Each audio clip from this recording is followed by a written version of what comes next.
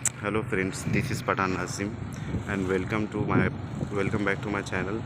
So friends, today is ctet first paper is completed and Gaikwad Global School is a center of ctet examination.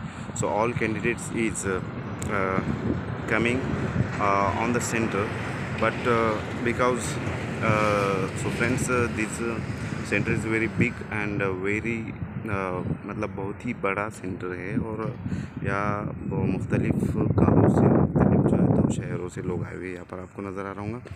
इसी अंदाज़ में वो जो centre आपको वहाँ पर नज़र आ रहा है, क्योंकि ये जो वीडियो है हम ये बाहर से ले रहे हैं। इस तरीके से ये सेंटर है और ये स्कूल्स बस आपको यहाँ पर नज़र आ रही है। सो गाइस, आज शाम में हम फर्स्ट एंड सेकंड पेपर का एनालिसिस देखने वाले हैं।